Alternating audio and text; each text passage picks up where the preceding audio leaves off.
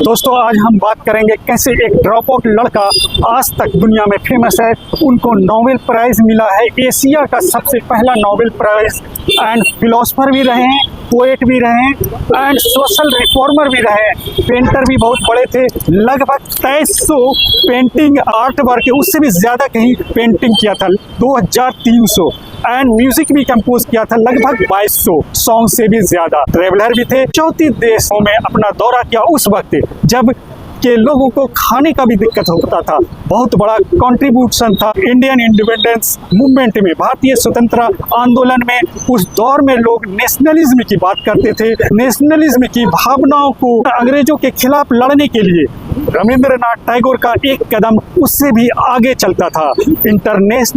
Internationalism के ideology पर काम करते थे और विश्वास रखते थे। रविंद्रनाथ टैगोर का घर का नाम था खुशहरी।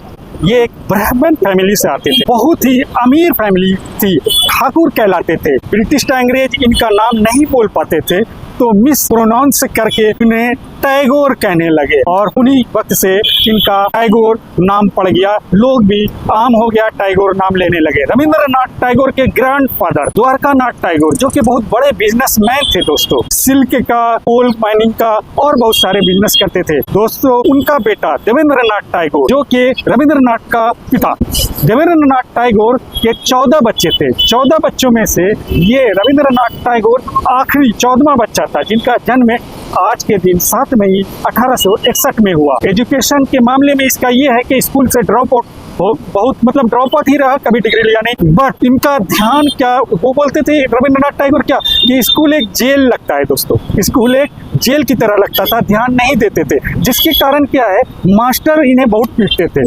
इसी की वजह से बार बार स्कूल चेंज करते रहते थे। स्कूल चेंज कैसे करते थे, तो कभी कलकत्ता एकेडमी चले जाते थे, तो कभी सेंट जेवियर चले जाते थे, ओरिएंटल सेमिनरी में चले जाते थे। ऐसे करते करते बहुत ज्यादा ड्रॉप आउट होने के बाद तब इनका भाई जो कि 3rd नंबर पर था, टैगोर, उन्होंने इसे साइंस, मैथ और फिजिकल ट्रेनिंग वगैरह दी, जूडो भी सिखलाया, स्विमिंग भी सिखलाया गंगा में। उस वक्त विष्णु चंद्र इनको सिखाने आते थे म्यूजिक, पहले गुरु थे म्यूजिक के विष्णु चंद्र। जदुनाथ भट्टाचार्य जी ने इसे सिखाया म्यूजिक, जो कि वंदे मातरम का ट्यून भी सेट किया था। दोस्तों आज की इस एआई के दौर में एक महान फिलोसफर, सोशल रिफॉर्मर, एजुकेटिस्ट जो कि आज के दौर में एआई के जमाने में विश्व कवि भी कहते थे इसे नोबेल प्राइज तो मिला ही। असल कामयाबी क्या थी इनकी, नोबेल प्राइज इनका कहना था नहीं, असल कामयाबी नहीं है, बल्कि उनकी सोच ही राष्ट्रवाद, नेशनलिज्म से कहीं ऊपर उठकर ह्यूमनिज्म की बात करते थे। उन्होंने हमें अंधविश्वास से बाहर निकालकर लॉजिक, तर्क, साइंस की तरफ बढ़ने के प्रोत्साहित करते थे। आज जब हम एआई, डिजिटल क्रांति के दौर में रविंद्रनाथ टैगोर की बातें और भी जरूरी लगने लगती है। दोस्तों उनका सपना था where the mind is without fear and the head is held high. दोस्तों इसके मतलब क्या है, एक ऐसा स्वतंत्र भारत का सपना जहां लोग निडर होकर आत्मसम्मान, सिर ऊंचा करके जिए, ज्ञान सबके लिए मुफ्त हो, समाज जाति धर्म से ना बटा हो और तर्क की बात करते थे। तो दोस्तों इसकी लाइनें चंदे सुनिएगा ध्यान से, बहुत ही इम्पोर्टेंट है। जहां मन में कोई डर ना हो और सबका सिर सम्मान से ऊंचा रहे, जहां ज्ञान पर सबका अधिकार हो, जहां दुनिया जात पात, धर्म और ऊंच नीच जैसी दीवारों में ना बटी हो, जहां लोग हमेशा सच बोलते, जहां लोग तब तक मेहनत करते रहें जब तक कि वो अपने काम में माहिर ना हो जाए, जहां लोग पुराने और बेकार की रस्मों को छोड़कर अपनी बुद्धि, अपने माइंड, अपने अकल का इस्तेमाल करे, सोच समझ से काम ले, मन को नई सोच दे और अच्छे कामों की ओर ले जाए। इनका विश्वास था आज़ादी की एक ऐसी सुबह जहां भगवान अल्लाह मेरे देश को जगा दे। आज हम लोग देखते हैं कितना साल पहले ये बात कही थी। इस अंधविश्वास में आज भी हमारा देश घिरा हुआ है। दोस्तों क्या तुमने किया इशारा, फिल्म जगत जो बॉलीवुड है, बंगाली फिल्में हैं, बहुत ज्यादा इनकी इंस्पायर्ड थे। आपने सुना होगा क्या तुमने क्या इशारा, छू कर मेरे मन को, आपने सुना होगा, बहुत फेमस गाना है, रविंद्रनाथ टैगोर के म्यूजिक से इंस्पायर्ड है। क्या तुमने क्या इशारा, छू कर मेरे मन को। दोस्तों कहानी भी बहुत कम उम्र से लिखने लगे थे। कैसे फेमस कहानी काबली वाला आपने पढ़ा होगा दोस्तों, बहुत फेमस कहानी है।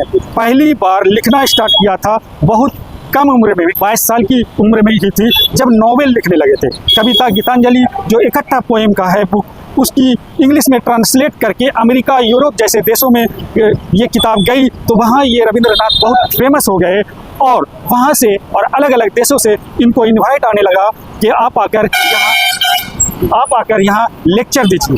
दोस्तों सुनिएगा ध्यान से, ये बहुत ही इम्पोर्टेंट और बहुत ही सीख देने वाली बातें हैं। क्या बच्चों को सजाकर महंगे कपड़ों से, ध्यान से सुनिएगा, बच्चों को सजाकर महंगे कपड़ों से बना दिया तुमने उसे राजकुमार, उसके गले में डाल दी जंजीर, जिन्हें कहते हो तुम मोती के हार, इन कपड़ों ने बिगाड़ दी उनका खेल, कहीं फट ना जाए या मैला ना हो जाए, हिलने डुलने से भी वो घबराए, माँ यह सज-धज की बंदिशें क्यों, माँ ये सज-धज की बंदिशें क्यों, जो रोके किसी धूल से नहाने से, जो रोके किसी धूल से नहाने से, साधारण जीवन के महान मेले में, साधारण जीवन के महान मेले में, जो रोके उसे खुशियाँ मनाने में, जो रोके उसे खुशियाँ मनाने में।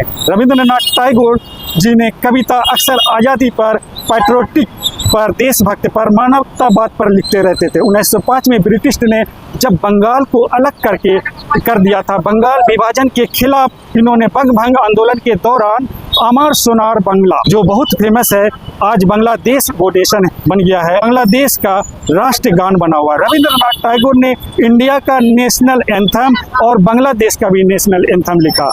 दोस्तों बांग्लादेश का भी नेशनल गान कौन है, तो अमर सोनार बांग्ला, जो कि बंगाल विभाजन के दौरान लिखा था, बंग-भंग आंदोलन के दौरान। 1911 में जन गण मन कलकत्ता के पहले सेशन, मतलब कांग्रेस का अधिवेशन, जब पहला अधिवेशन में पहली बार जन गण मन गाया गया था। 1915 में नाइटहुड की उपाधि मिली थी किंग जॉर्ज पंचम के द्वारा। दोस्तों 4 साल के बाद 1919 में जलियांवाला हत्याकांड हुआ था अमृतसर में, जिसकी वजह से रविंद्रनाथ टैगोर ने ये नाइटहुड की उपाधि वापस कर दी और इनके विरोध में खड़े रहे। रविंद्रनाथ टैगोर का एक और बहुत बड़ा बातें था हिंदू मुस्लिम एकता। वो रिक्वेस्ट करते थे लोगों को कि रक्षाबंधन के दिन एक दूसरे को रक्षा बांधे, राखी बांधे। एकला चलो रे, इसका एक फेमस कविता है, एकला चलो रे, अंग्रेजों के खिलाफ लड़ने के लिए अगर तुम अकेले चलते हो तो अकेले ही चलो, बट लड़ो। रविंद्रनाथ टैगोर और गांधी जी एक अच्छे दोस्त थे। जब रविंद्रनाथ टैगोर ने अपने एक कॉलेज के निर्माण के लिए खड़े होकर भाषण दे रहे थे, तो गांधी जी को लगा कि ये थोड़ा स्वास्थ्य ठीक नहीं है। तब उनसे बात की तो पूछा कि क्या बात हुआ है, तो बताया कि मैं एक कॉलेज का निर्माण करना चाहता हूँ, जिसके लिए पैसे इकट्ठा करना है। तो दोस्तों गांधी जी ने अपने दोस्त के पास गए और फिर उनसे अच्छी खासी रकम दिलवाई, मदद की, और फिर उनके सेहत का ख्याल रखा, बताया कि सेहत भी जरूरी है। 1873 ईस्वी में रविंद्रनाथ टैगोर 12 साल की उम्र में पिता सेल्फ डिस्कवरी के लिए उन्हें घुमाने जर्नी पर ले गए। पहला साल था उसका घूमने का, जहां शांति निकेतन उनका पहला घूमने का जगह था। उसके बाद अमृतसर में 1 माह रहे, गोल्डन टेम्पल में घंटों गुरबानी सुनते थे। दोस्तों डलहौजी हिल्स हिमालय पर रहे कुछ माह, वहाँ इनके पिता ने उन्हें मॉडर्न साइंस और एस्ट्रोनॉमी की पढ़ाई करवाई, क्योंकि इसका मन नहीं लगता था स्कूलों में, जिसकी वजह से इसके पिता और भाई ने इसे पढ़ाया। जो लड़का ड्रॉप आउट रहा, वो बच्चा आज के दिन में आज तक उन्हें इतिहास याद करती है और नोबेल प्राइज मिला है, बहुत सारी उपाधि मिला है, और पीएचडी की भी डिग्री बिना स्कूल जाए मिला है। और इनका कहना है कोई भी चीज़ काम करो तो मन से करो तो आपको वो मिल जाएगा, हासिल हो जाएगा, जब तक नहीं उसे पूरा कंप्लीट सीख लो। तो दोस्तों इसके बाद उन्होंने क्या किया, लंदन अपनी एजुकेशन के लिए चले गए। पिता का शौक था कि ये वकालत करे, वकील बने, है ना। लंदन में शुरू हुई थी उस वक्त IAS की परीक्षा, जो कि ICS इंडियन सिविल सर्विस के नाम से जाना जाता था, 1855 में। तो दोस्तों उस वक्त अंग्रेजों ने इंग्लैंड में लंदन में हुआ करता था IAS की परीक्षा, ICS उस वक्त कहा जाता था इंडियन सिविल सर्विस।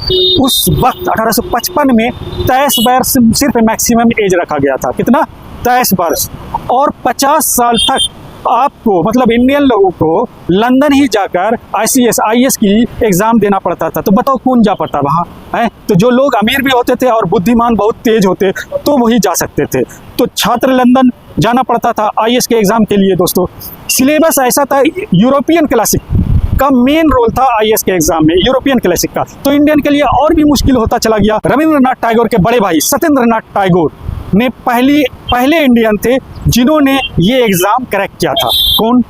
तो आईएएस के परीक्षा सत्येंद्रनाथ टैगोर, रविंद्रनाथ टैगोर के बड़े भाई थे। 1878 में रविंद्रनाथ टैगोर ने इंग्लैंड चले गए पढ़ाई के लिए, यूनिवर्सिटी कॉलेज ऑफ लंदन से लॉ करने के लिए। पिता का शौक था, इच्छा था कि वो लॉ करे, लेकिन इनका वहाँ भी मन नहीं लगा, फिर से ड्रॉप आउट, कॉलेज भी drop out. University college of London में इनका एक लेक्चर, एक चैप्टर चलता है। दोस्तों ध्यान से सुनते रहिएगा, बस पूरा होने वाला है। तो आज भी रविंद्रनाथ टैगोर का यूनिवर्सिटी कॉलेज ऑफ लंदन में एक लेक्चर चलता है रविंद्रनाथ से रिलेटेड, जो कि college drop out, school drop out उनका चलता है लंदन यूनिवर्सिटी कॉलेज में। 1800 इसी दौरान रविंद्रनाथ का इंटरेस्ट आ गया इंग्लिश लिटरेचर में। विलियम शेक्सपियर का आयरिश स्कॉटिश म्यूजिक भी देखने लगे, कुछ टच उनका ध्यान जाने लगा। इन्हीं लोगों से इन्फ्लुएंस होकर आर्ट वर्क को एक नक्शा देने लगे दिया। दोस्तों 1880 में भारत लौटे रविंद्रनाथ टैगोर बिना डिग्री के, है ना, जिसके बाद उनको ऑनरी डिग्री दी गई यूनिवर्सिटी ऑफ लंदन से।